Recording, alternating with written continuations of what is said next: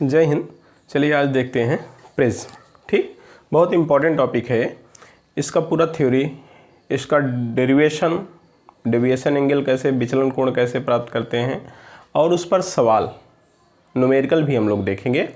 और आपको हम जादू भी बता देंगे न्यूमेरिकल का कि कैसे तुरंत आप देखते ही न्यूमेरिकल हल कर सकते हैं। ठीक, और सामान्य मेथड भी न्यूमेरिकल का समझा देंगे। चलिए देखते हैं।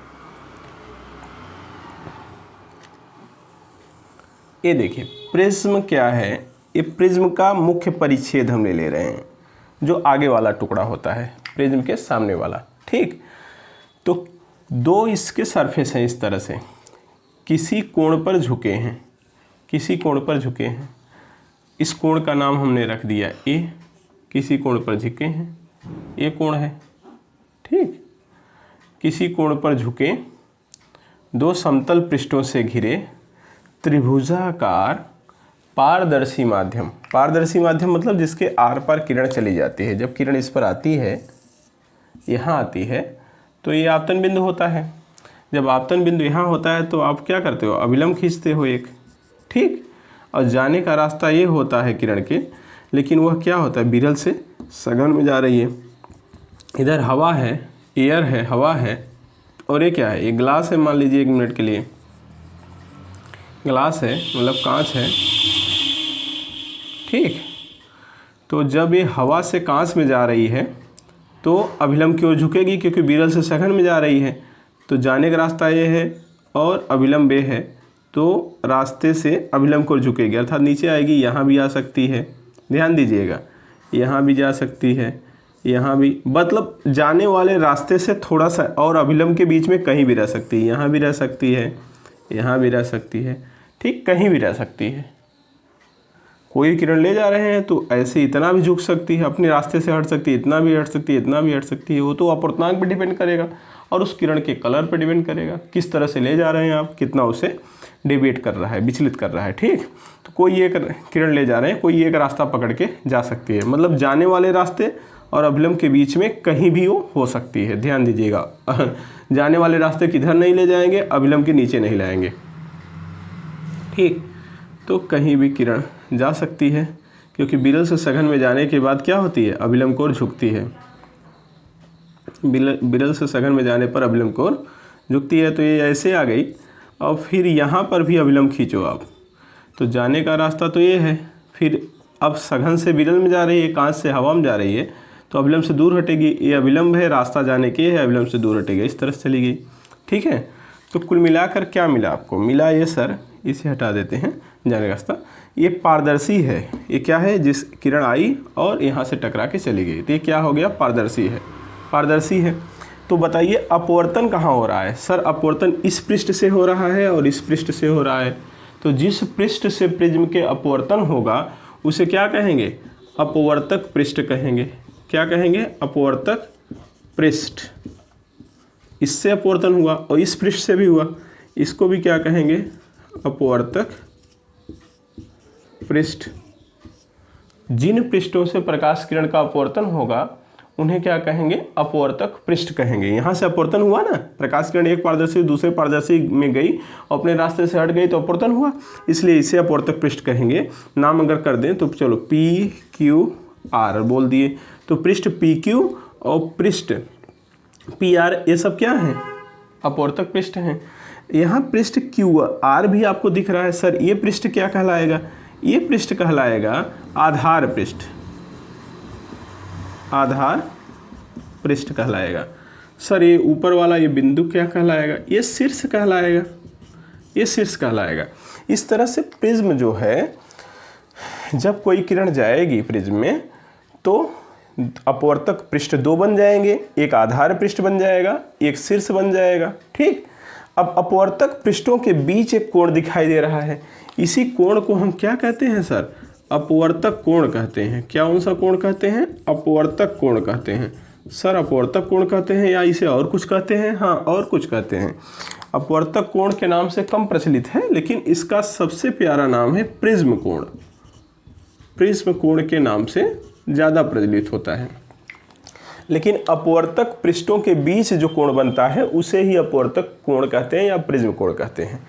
इस कोण को नहीं कहेंगे, क्योंकि एक आधार है एक अपवर्तक है, दो अपवर्तक पृष्ठों के बीच, अर्थात जिधर से किरण गई एक पृष्ठ से जाएगी दूसरे से निकलेगी, तो उन दोनों पृष्ठों के बीच जो कोण होगा वही कोण क्या कहलाएगा, अपवर्तक कोण या प्रिज्म कोण कहलाएगा। उसे कैपिटल ए से डिनोट करेंगे, प्रदर्शित करेंगे। ओके सर, डिफिनेशन क्या हुआ प्रिज्म का? बहुत आसान है।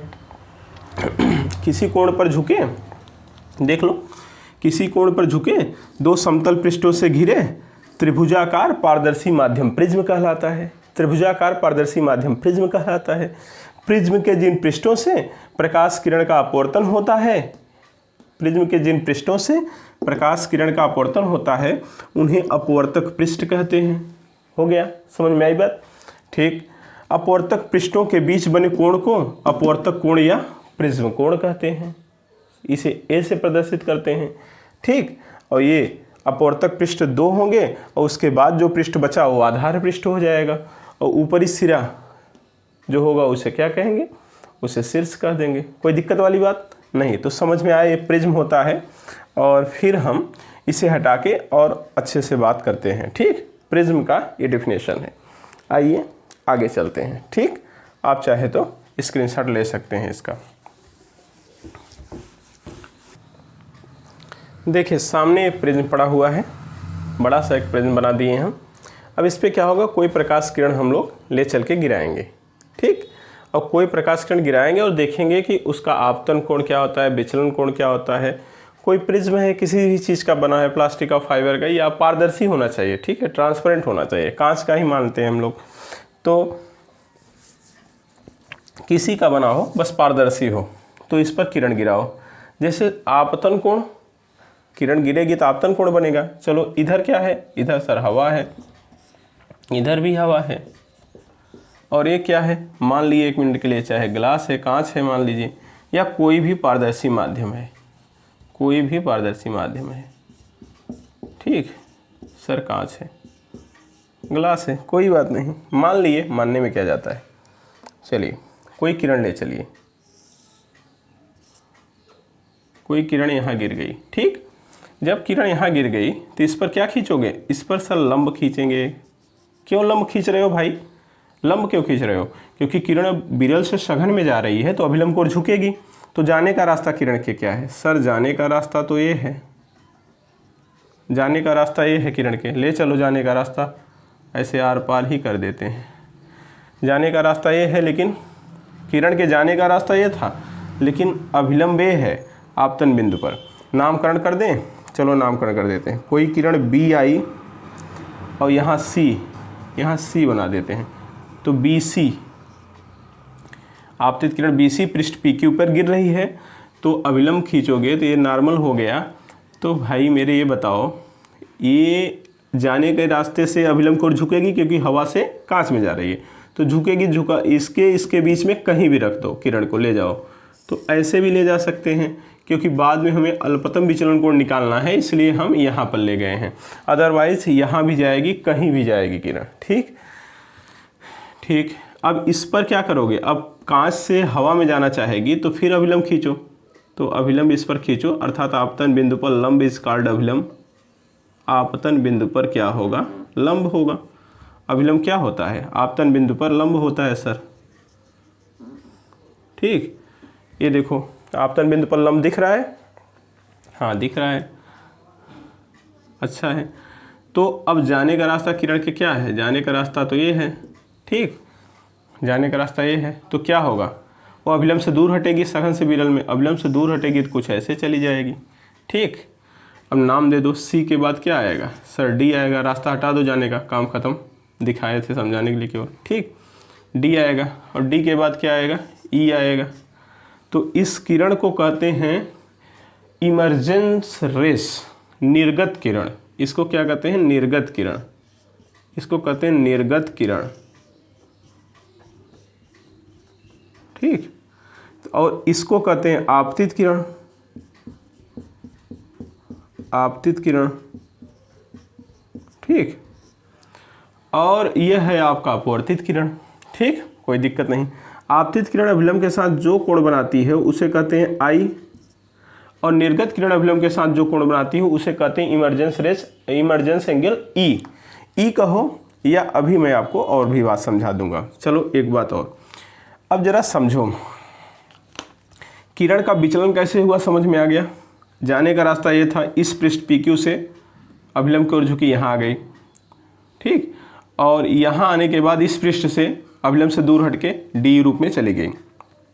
सर ठीक है, अब ये बताओ प्रकाश में उत्क्रमणीयता की घटना पाई जाती है, उत्क्रमणीय घटना पाई जाती है ना, अर्थात BC CD DE रूप में गई है, अगर वापस लौट आए तो ED, अगर यहाँ कोई किरण गिरे तो फिर ऐसे आएगी और यहाँ आकर फिर ऐसे हो जाएगी। बोलो, उत्क्रमणीयता की घटना पाई जाती है। अब जरा बताओ, बात यहाँ आई कि यह जो एंगल होगा तब क्या हो जाएगा, इधर से ले गए तो I था, तो इधर से भी कुछ तो होगा, आपतन कोण का ही काम करेगा। तो इधर से हम मान लिए I1 और इधर से मान लिए I2। जब ये I1 था तो ये कोण क्या होगा, अपवर्तित किरण अभिलंब के साथ जो बनाती है वो क्या होगा, R1 होगा। इधर से अगर I2 आई तो अपवर्तित किरण फिर ये हो जाएगी, ये देखो अपवर्तित किरण काम करेगा, इसके साथ जो बनाएगी उसे क्या कहेंगे सर, R2 कहेंगे, उसे फिर क्या कहेंगे, R2 कहेंगे, ठीक। I2 के बाद क्या आ जाएगा, R2 आ जाएगा। अब जाने का रास्ता इसके दिखाओ। सर जाने का रास्ता तो ये है, जाने का रास्ता ये है, सीधा रास्ता तो ये था सर, जाने का रास्ता सीधा क्या था, ये था, ऐसे निकल जाती किरण। अच्छा है, लेकिन निकली नहीं ना। अब आप विचलन कोण बता सकते हो, इस पृष्ठ से विचलन कोण, सर इस पृष्ठ से विचलन कोण तो इतना हुआ है, इसको कहेंगे Δ1।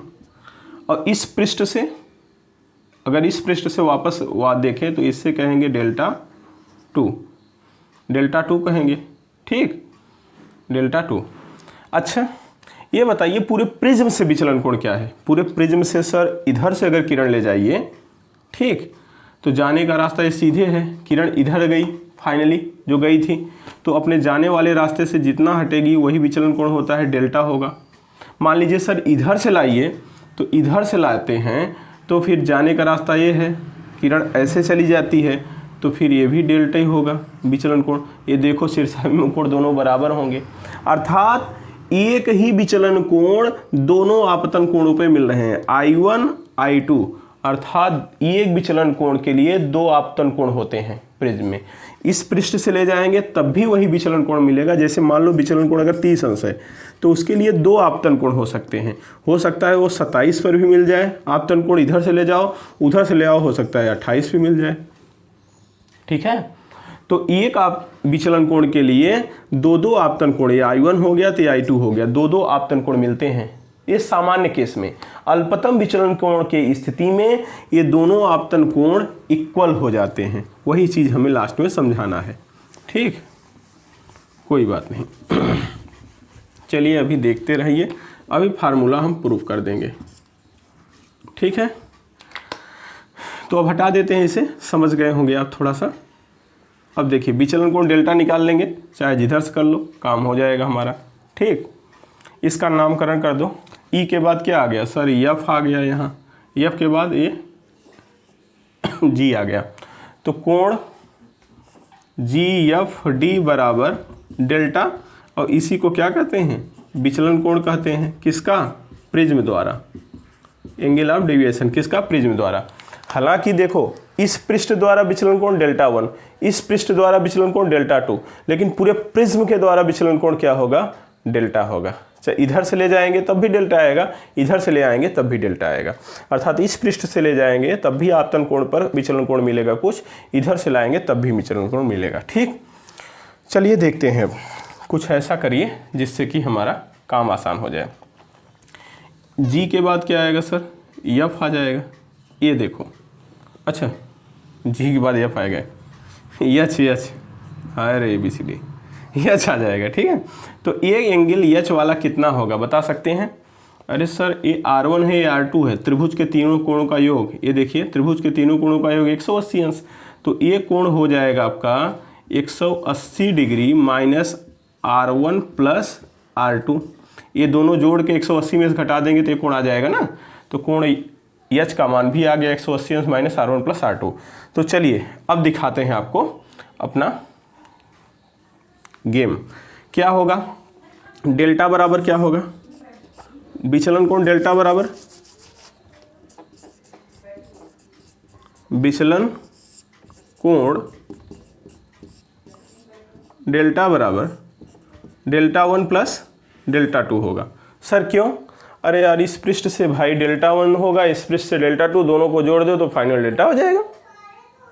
अगर नहीं भी समझ में आया तब भी देखो, आप एक और भी मैथ का फार्म ये थ्योरम जानते हो, बहिष्कोण। ये डेल्टा 1 है, ये डेल्टा 2 है, ये डेल्टा है, तो बहिष्कोण है ना, ये देखो बहिष्कोण है। तो बहिष्कोण क्या होता है, अपने अंदर के दोनों कोणों के योग के बराबर होता है। बहिष्कोण अपने अंदर के दोनों कोणों के योग के बराबर होता है। तो डेल्टा क्या होगा, डेल्टा 1 प्लस डेल्टा 2 के बराबर होगा। बहिष्कोण अपने अंदर के दोनों कोणों के योग के बराबर होता है, पक्का? ठीक। तो चलिए डेल्टा बराबर डेल्टा 1 प्लस डेल्टा 2। अब यहाँ से डेल्टा 1 क्या होगा, डेल्टा 1 मेरे भाई मैं अपवर्तन वाले क्लास में समझाया था, I1 माइनस R1 विदल से सघन विकिरण। तो डेल्टा 1 बराबर हो जाएगा I1 माइनस R1, ये बहुत पहले पढ़ाया था अपवर्तन वाले क्लास में, विचलन कोण। और डेल्टा 2 बराबर क्या होगा, डेल्टा 2 बताओ, इधर से आ रही है ना, अब I2 माइनस R2 हो जाएगा, I2 माइनस R2 हो जाएगा। तो I1 I2 में जोड़ दो, तो I1 plus I2 minus R1 plus R2, देख लो होगा कि नहीं। I1 I2 में जोड़ दिए, माइनस कॉमन ले लिए, R1 प्लस R2 आ गया, कोई दिक्कत नहीं। अब R1 प्लस R2 आ गया। अब यहाँ एक गेम और करना है आपको, R1 प्लस R2 हटा के इसके स्थान पे वैल्यू रख दीजिए कुछ। तो एक चतुर्भुज देखिए PCHD, कैसा चतुर्भुज दिखाई दे रहा है आपको, ये देखिए यहाँ देख लीजिए, एक P है, ये देखिए ऐसे है, ये लंब खींचे हो आप, ये भी लंब है, ये H है, ये C है और ये D है। तो ये लंब है तो 90, ये लंब है तो 90, ये और ये कोण सब चारों जोड़ दो 360 अंश होगा। तो चारों जब जोड़ोगे 360 होगा तो कितना आ जाएगा, देखो कोण P के स्थान पे क्या है A, तो A प्लस ये C वाला कोण कितना है टोटल 90 प्लस H के स्थान पे क्या है, ये है सामने 180 degree minus R1 plus R2, यही तो है H का कोण, और प्लस 90 बराबर क्या हो जाएगा सर 360, जोड़ लो 90 90 180 180 360, इधर 360 खारिज, ख़त्म, फिनिश भाई साहब, निकल लिए। उधर 0 हो जाएगा और माइनस वाला उधर पक्षांतर कर दो, तो A बराबर आ जाएगा R1 प्लस R2। अब जब A बराबर R1 प्लस R2 आ गया तो यही वैल्यू R1 प्लस R2 के स्थान पे रख दो A का वैल्यू। चलो मान लिए एक क्वेश्चन, हम इसको 1 मान लिए, इसको 2 मान लिए, तो समीकरण 1 और 2 से, समीकरण 1 और 2 से क्या मिल जाएगा, डेल्टा बराबर विचलन कोण बराबर I1 plus I2 minus A। ये समीकरण तुम्हारा 3 हो गया भाई। बस यही विचलन कोण का फार्मूला है, विचलन कोण का फार्मूला यही है और कुछ नहीं। डेल्टा क्या होता है I1 plus I2 minus A, अर्थात आपतन कोण पहले पृष्ठ से और दूसरे पृष्ठ से जो आपतन कोण है वो और जोड़ दो, माइनस प्रिज्म कोण घटा दो, तो आपको विचलन कोण मिल जाएगा। या I2 को एक और नाम से दिखाते हैं, I2 को किससे दिखाते हैं, I2 मतलब इमरजेंस एंगल E भी दिखाते हैं कहीं कहीं, ठीक है, तो इसे E भी दिखा सकते हो, कोई दिक्कत वाली बात नहीं रहेगा, दोनों सेम बात है। तो I plus E minus A भी कर सकते हो। तो समीकरण 2 भी जरूरी है आपके लिए, समीकरण 3 भी जरूरी है, कोई भी सवाल इसकी सहायता से कर सकते हो। अब बात आई कि सर विशेष विचलन कोण, अल्पतम विचलन कोण हमें बताना है, हमें तो फार्मूला प्रूफ करना है n बराबर sine A plus delta M upon 2 upon sine A by 2।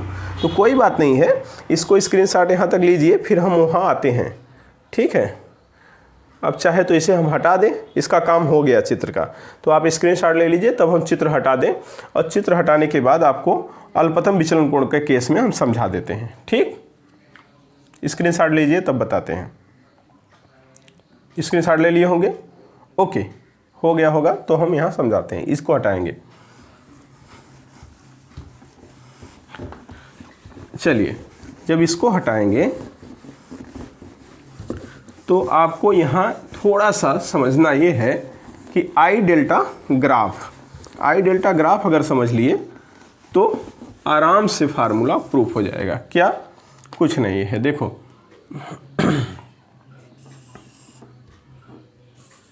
ये आई है और इधर डेल्टा है, ये विचलन कोण है, ठीक। इनके बीच जो ग्राफ होता है कुछ ऐसे आता है। इसका मतलब जैसे शुरू में देखो ये आपतन कोण यहाँ था, यह आपतन कोण यहाँ था, तो विचलन कोण यहाँ था, ठीक। कुछ विचलन कोण हाई था, फिर आपतन कोण कम हो, आपतन कोण बढ़ा रहे हो आगे, आपतन कोण देखो ये आपतन कोण है यहाँ, तो विचलन कोण यहाँ, आपतन कोण और बढ़ाओ, आपतन कोण यहाँ देखो, आपतन कोण यहाँ तक आया तो विचलन कोण कम हो रहा है। जैसे जैसे आपतन कोण बढ़ाते हैं विचलन कोण घटता है शुरू में, लेकिन एक विशेष आपतन कोण आता है, ये विशेष आपतन कोण जहाँ पर आके विचलन कोण क्या हो जाता है, मिनिमम हो जाता है, डेल्टा मिनिमम हो जाता है, विचलन कोण मिनिमम, अब इसके नीचे नहीं जाएगा। देखो अब फिर आपतन कोण आप बढ़ाए तो विचलन कोण ऊपर जाने लगा, फिर आपतन कोण बढ़ाए तो विचलन कोण बढ़ने लगा, फिर आपतन कोण बढ़ाए तो विचलन कोण बढ़ने लगा। इसका मतलब जैसे जैसे हम आपतन कोण शुरू में बढ़ाते हैं आपतन कोण, तो विचलन कोण पहले तो घटता है। आपतन कोण बढ़ाने पर विचलन कोण पहले तो घटता है, लेकिन एक विशेष आपतन कोण पर, विशेष आपतन कोण कौन है, यही ये विशेष आपतन कोण है, एक विशेष आपतन कोण पर विचलन कोण न्यूनतम हो जाता है। इसी न्यूनतम विचलन कोण को डेल्टा एम से प्रदर्शित करते हैं, अल्पतम विचलन कोण कहते हैं, जो कि न्यूमेरिकल में आता है, ठीक। अब होता क्या है कि इसके बाद अल्पतम विचलन कोण के बाद, इस विशेष आपतन कोण के बाद जैसे जैसे आप आपतन कोण बढ़ाओगे विचलन कोण का मान बढ़ने लगता है। तो चलो जरा दिखाते हैं, आपको समझाते हैं बात। और देखिए एक कहानी है, ये आई आपतन कोण इधर जा रहा है, ठीक है, अब विचलन कोण इधर आ रहा है। इससे आपको एक बात समझ में आएगी, क्या? देखिए इससे एक बात आपको समझ में आएगी, देखो ऐसे है मान लो, ठीक है। अब यहाँ पर कोई विचलन कोण है तो I1 है यहाँ पर आपतन कोण, तो ये विचलन कोण कुछ होगा जरूर। इसके समांतर एक लाइन देखो, ये ए, इसका मतलब ये जो आपतन कोण है ये I1 और I2 दो आपतन कोणों के लिए विचलन कोण एक ही है, देख लो सामने पड़ा है। फिर कुछ आपतन कोण बढ़ा दो, फिर देखो I1 का मान फिर बढ़ाए, कुछ यहाँ लाए तो विचलन कोण ये मिल गया। अब इस विचलन कोण को प्राप्त करने के लिए कुछ भी मान लो 10, 20, 30, 40 जो भी हो। अब ये देखो यहाँ पर भी जो आपतन कोण I2 होगा, अलग अलग आपतन कोण, यहाँ आपतन कोण को अलग है, यहाँ आपतन कोण अलग, I2 के लिए भी यही विचलन कोण, अर्थात एक विचलन कोण, एक डेल्टा के लिए दो दो आपतन कोण मिल रहे हैं। अर्थात चाहे बाएं से हम प्रिज्म पर गिराते तब एक आपतन कोण मिल रहा है, दाहिने से भी लाते तब भी एक आपतन कोण मिल रहा है। अर्थात अलग अलग आपतन कोण पर विचलन कोण का मान फिर एक ही आ रहा है, अर्थात एक विचलन कोण के लिए दो आपतन कोण। लेकिन ऐसा यहाँ नहीं है, यहाँ जैसे ही किरण आती है ये देखो डेल्टा यम हो जाता है, अर्थात मिनिमम, अब इसके नीचे नहीं जा सकता। अब यहाँ पर देखो दो आपतन कोण कहाँ मिलेगा, अभी तो यहाँ था तो समांतर खींच दिया, अब कहाँ ले जाओगे समांतर, यहाँ पर क्या होता है I1 बराबर I2 हो जाता है। अर्थात दोनों तरफ से, चाहे बाएं से ले जाओ चाहे दाहिने से ले जाओ, अब एक ही आपतन कोणों पे बाएं से ले जाओगे तब भी वही आपतन कोण मिलेगा, दाहिने से ले जाओगे तब भी वही आपतन कोण जिस पर विचलन कोण न्यूनतम मिलेगा। प्रिज्म पर जो एक न्यूनतम विचलन कोण होगा वो चाहे लेफ्ट से ले जाओ चाहे राइट से, दोनों के लिए सेम एंगल आएगा आपतन कोण का। और जबकि अन्य आपतन कोण पर अन्य जो सामान्य विचलन कोण है, अल्पतम विचलन कोण नहीं, ये तो अल्पतम विचलन कोण है, सामान्य विचलन कोण के केस में दो दो आपतन कोण ऐसा मिलेंगे जिस पर विचलन कोण सेम आएगा। जैसे मान लो विचलन कोण 48 अंश आया, ये विचलन कोण बता रहे हैं, तो विचलन 48 अंश दो आपतन कोण पे मिलेगा। बाएं तरफ से हो सकता है वो 30 पे मिले, तो दाहिने तरफ से ले आओ तो 35 पे मिले। दाहिने तरफ से I1 30 पे अगर 48 मिल रहा है तो I2 35 पे 48 मिल सकता है। लेकिन मान लो डेल्टा एम तुम्हारा आ गया 42 अंश, डेल्टा एम 42 अंश आ गया, तो डेल्टा एम 42 अंश कहने का मतलब ये हुआ ये I1 भी अलग था I2 अलग था यहाँ, लेकिन यहाँ I1 बराबर भी 30 होगा अगर, तो I2 बराबर भी 30 ही होगा। अर्थात लेफ्ट से ले जाओगे चाहे राइट से वो सेम एंगल आएगा। ठीक, I1 बराबर I2, और इसी को हम मान लिए I, अर्थात आपतन कोण सेम हो जाएगा। इस केस में R1 बराबर R2 भी होगा और उसे R मान लोगे का अल्पतम विचलन कोण की स्थिति में। ठीक, तो हम कह सकते हैं कि अल्पतम विचलन कोण की स्थिति में, अर्थात जब डेल्टा बदल जाए डेल्टा एम में, तो I1 I2 बराबर I होता है, R1 R2 बराबर R होता है। ठीक है, बस इसी फार्मूले में 2 से और 3 से हम फार्मूला निकाल सकते हैं। चलो 2 और 3 के सहारे हम निकालते हैं फार्मूला। चलो अब क्या होगा, अल्पतम विचलन कोण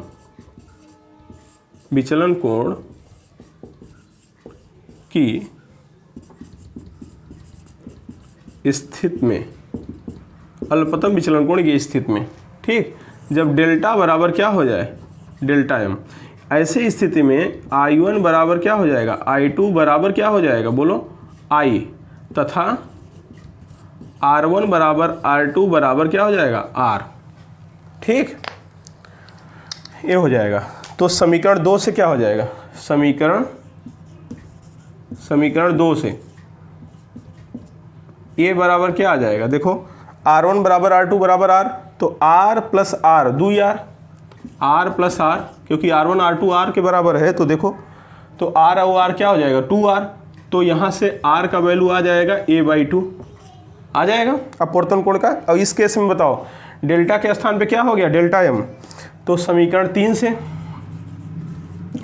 3 से क्या मिलेगा आपको, डेल्टा के स्थान पे रख दिए डेल्टा एम हम, ठीक, I1 के स्थान पे I, I2 के स्थान पे I माइनस A, प्रिज्म कोण वही रहेगा मेरे भाई, AI 2I, पक्षांतर करो, A प्लस डेल्टा एम बराबर 2I, तो I बराबर क्या हो जाएगा A plus delta M upon 2 हो जाएगा।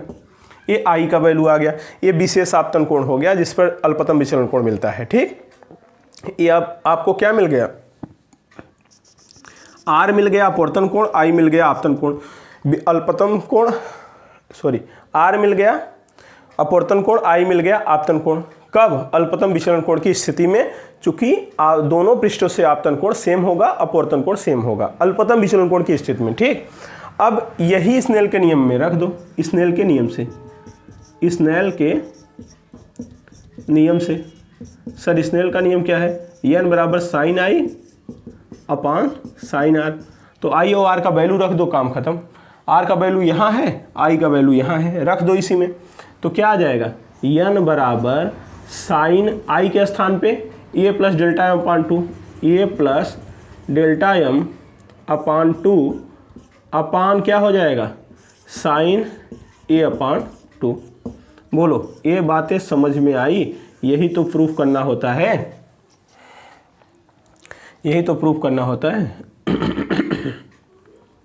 ये डेल्टा स्मॉल m। ठीक, डेल्टा एम क्या है, अल्पतम विचलन कोण, ये क्या है प्रिज्म कोण है, साइन क्या है आप साइन जानते ही हैं, ये प्रिज्म कोण है, n क्या है प्रिज्म के पदार्थ का अपवर्तनांक है। ठीक, तो स्क्रीनशॉट इसका ले लीजिए और फिर इस पर हम अच्छे न्यूमेरिकल अभी करते हैं। स्क्रीनशॉट ले लीजिए, मैं बगल हूँ। ठीक, हो गया। डेल्टा एम क्या है, अल्पतम विचलन कोण, ये क्या है प्रिज्म कोण, n क्या है प्रिज्म का अपवर्तनांक, ठीक, ये बातें हैं। सर कोई क्वेश्चन, लो भाई क्वेश्चन इस पर लिख लो। 1.5 अपवर्तनांक वाले किसी प्रिज्म का प्रिज्म कोण 60 डिग्री है, तो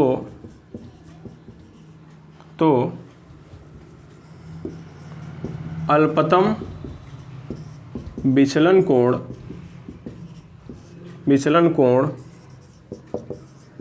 क्या होगा, ये है आपका क्वेश्चन। ठीक, इसको हल करो आप। फिर अभी इस सवाल को हम जादू से भी बताएंगे। ठीक, और ब्रैकेट में दिया रहेगा साइन 30 अंश बराबर 0.5 तथा साइन 49 अंश बराबर 0.75, ये दिया रहेगा। ठीक, तो लगाओ क्या आया, n बराबर formula sign a plus delta m upon 2 upon sign a अपान 2, यही ना।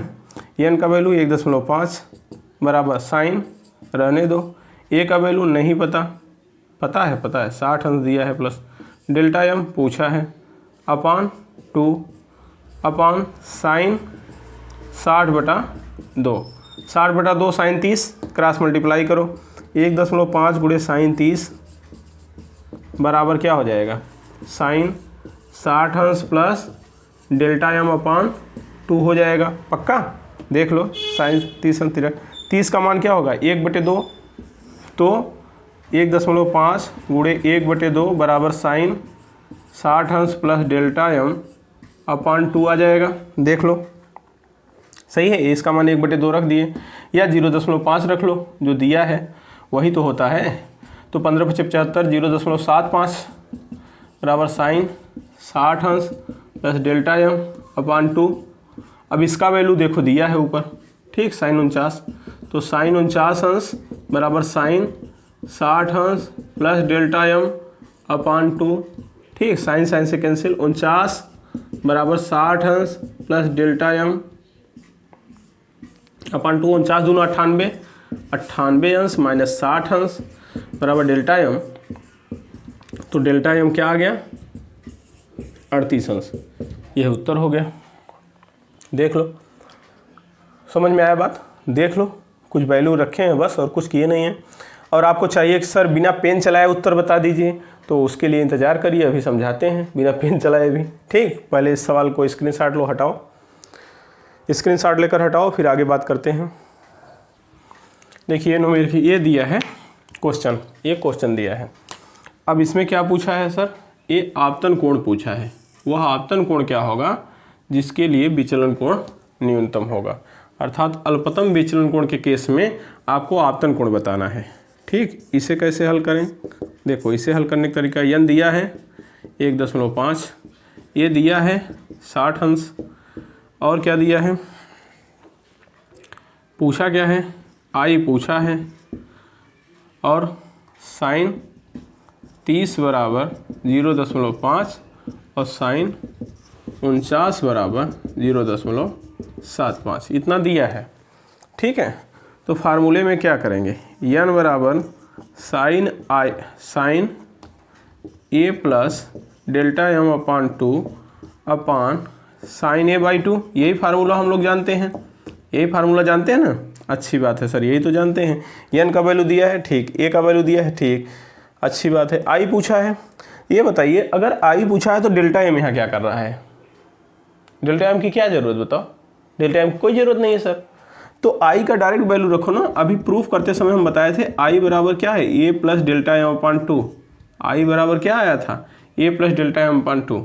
तो इतने के स्थान पे हम डायरेक्ट i भी लिख सकते हैं ना, इतने के स्थान पे हम क्या लिख सकते हैं सर, डायरेक्ट i लिख सकते हो, यही तो चाहिए अपने को, काम हो गया अपना। ठीक, तो काम ख़त्म। n का value sine i upon sine 60/2, 60/2 तो साइन 30, क्रॉस मल्टीप्लाई कर लो, 1.5 गुणे साइन 30 बराबर क्या हो जाएगा जी, साइन i हो जाएगा। अब ज़रा साइन 30 का मान रखो, वहाँ से दिया है 1.5 गुणे 0.5 बराबर साइन i हो जाएगा। अब यहाँ से अगर करें, ये हो जाएगा 0.75 मल्टीप्लाई करोगे साइन i, और 0.75 का मान ऊपर दिया है, देख लो, साइन 49 अंश बराबर साइन i, तो i का वैल्यू क्या आ गया सर, i बराबर 49 अंश आ गया, यही उत्तर हो गया। ठीक, ये उत्तर हो गया। समझ में आया बात, आया समझ में। आपको जादू जानना है अब, वो भी बता देंगे, कोई बात नहीं है। देखो अगर वो आपतन कोण पूछता है तो ये देखो यहाँ आपतन कोण पूछता है तो ये देखो साइन का जो कोण है जैसे क्रांतिक कोण में बताए थे वही आपतन कोण हो जाएगा जिस पर विचलन कोण न्यूनतम। अब आप मुझसे क्वेश्चन पूछ सकते हैं सर आपतन कोण तो यह है तो ये काहे नहीं हो, मतलब ये भी तो साइन का कोण है, ये क्यों नहीं होगा? ये साइन 49 अंश, दो कोण है साइन के तो 49 अंश वाला ले लिए, 30 वाला क्यों नहीं लिए? तो इसके लिए मैं तरीका बता रहा हूँ। डायरेक्ट आप सी मेथड, अगर आपको साइन दिया है तो सी मेथड लगाओ, उत्तर पा जाओगे। कैसे? देखो सी मेथड से उत्तर कैसे मिलता है, जो भी वैल्यू दिया हो साइन का उसमें सबसे पहले आप a/2 करो। a/2, ए का वैल्यू दिया है 60, a/2 पहले करो, सबसे पहले करना है। a/2 क्या हो जाएगा? 60 है तो इसका आधा क्या हो जाएगा? 30। अब साइन का जो 30 अंश वाला वैल्यू हो, a/2 वैल्यू हो, उसको नहीं लेना है, वो आई नहीं होगा, वो क्या होगा? वो आर होगा यार, वो आर होगा। तो आई क्या होगा? अगला वाला आई होगा, मतलब ये भी किसी चीज़ का वैल्यू है। जी हाँ, ये आर का वैल्यू होगा। साइन ये देखो ये आर का वैल्यू है, अगर आर पूछे डायरेक्ट 30 अंश मार सकते हैं, ये आर का वैल्यू देता है तो a/2 क्या है? आर का वैल्यू रहेगा। तो a/2 छोड़ो, अगला वाला जो है वो किसका वैल्यू होगा? आई का वैल्यू होगा, सीधा सीधा। तो अगला वाला यही है, वही आई का वैल्यू हो गया। इसका मतलब जो साइन के अगर कोण दिए हैं, दो कोण दिए हो या एक कोण, सबसे पहले हमें a/2 निकाल लेना है। a/2 आई नहीं होगा, बाकी जो कोण बचा वही आई होगा, सीधी सी बात है। तो आई बिना पेन चलाए आप मार सकते हैं सर a/2 30 हुआ, 30 छोड़ दो, अगला वाला आई है, इसका मतलब आई बराबर 49 अंश, बिना पेन चलाए उत्तर। इतना बवाल करने की ज़रूरत नहीं है, ठीक है। अब आपके मन में है कि वो विचलन कोण कैसे निकलेगा, इसको स्क्रीनशॉट लो तो बताएं विचलन कोण भी हम बिना पेन चलाए। ले लिए होंगे स्क्रीनशॉट, ठीक। हम विचलन कोण भी बताने का प्रयास करते हैं, चलो।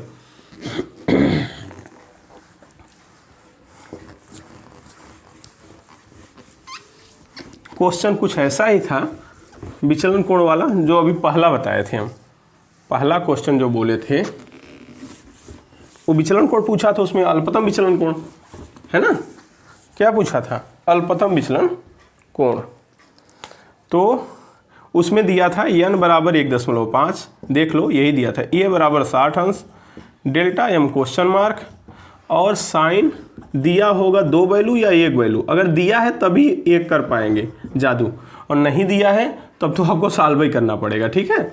ये बात ध्यान देना, ये नहीं कि सर जादू आपका काम नहीं कर रहा है। अरे जब दिया होगा साइन का वैल्यू तभी, और ज़्यादातर देगा वो, ठीक है। अगर देगा साइन का वैल्यू तो हमारा जादू पक्का काम करेगा। डेल्टा एम निकालना है सर, ठीक है। अब आप ऐसा करिए, आज सबसे पहले आई ढूंढिए। आई क्या होगा? आई क्या होगा बताओ, इस सवाल में आई क्या होगा? निकालना डेल्टा एम है, लेकिन आई क्या होगा? a/2 पहले करो, a/2 30 वाला आई नहीं होगा, ये किसका वैल्यू होगा? आर का। अगर आर जरूरत होता आर बता देते। आई का वैल्यू क्या होगा? अगला वाला जो साइन का वैल्यू हो वही आई होगा। ये जादू से आई मिल गया। और अगर आई मिल गया तो डायरेक्ट लगा दो डेल्टा एम बराबर 2i - a, मतलब 2 गुणे आई का वैल्यू कितना? 49 अंश माइनस कितना? 60 अंश। 49 दूनी 98 माइनस 60 बराबर 38 अंश, जो पहले सवाल का उत्तर था। पहले सवाल का उत्तर 38 अंश था। सर ये कहाँ से सूत्र आ गया? अरे यार कहाँ से आ गया? अच्छा बता देता हूँ। आई का वैल्यू हम क्या निकाले थे? a plus delta M upon 2 निकाले थे ना अभी प्रूफ करते समय। तो इसी को ज़रा पक्षांतर करो, 2i - a बराबर डेल्टा एम आ जाएगा कि नहीं? 2i - डेल्टा, आई का वैल्यू निकाले थे अभी प्रूफ करते समय, तो आई बराबर a plus delta M upon 2 होता ही होता है। तो डेल्टा एम बराबर क्या आ जाएगा? 2i - a, 2i में से घटा दो काम हो जाएगा। तो आई कैसे निकलेगा? जादू से निकलेगा। जो दिया रहेगा अगर साइन का वैल्यू तो अपना काम तुरंत हो जाएगा बिना पेन चलाए। a/2 करेंगे, उसे छोड़ देंगे, बाकी जो है उसे आई ले लेंगे, और आई ले लिए तो डेल्टा एम तुरंत आ जाएगा। 2i में से घटा दो, आंसर हो जाएगा।